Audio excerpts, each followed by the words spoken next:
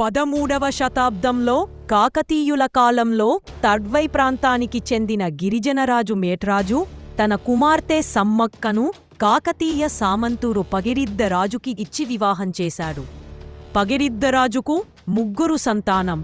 కుమార్తెలు సారలమ్మ, నాగులమ్మ, కుమారుడు జంపన్న. సారలమ్మ భర్త పేరు గోవిందరాజు. ఒకసారి ఆ ప్రాంతంలో తీవ్రమైన కరువు వచ్చింది.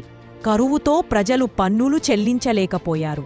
ఈ విషయం తెలుసుకున్న కాకతీయ రాజు ప్రతాపరుద్రుడు తన సేనాధిపతి యుగంధర గన్నమనాయకులతో కలిసి మేడారం మీద దండయాత్ర చేశాడు.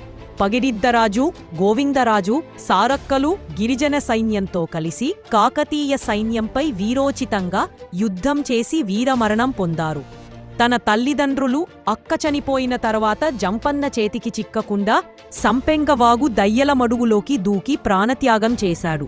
అతని రక్తాత్ ఆ వాగునీరు ఎర్రగా మారి ఆ వాగును తరువాత జంపన్న వాగు అని పిలిచారు. సమ్మక్క చివరిదాకా ధైర్యంగా పోరాడింది. తరువాత ఆమె అడవిలోకి నడుచుకుంటూ చిలకలగుట్ట వైపు వెళ్లి అదృశ్యమైంది.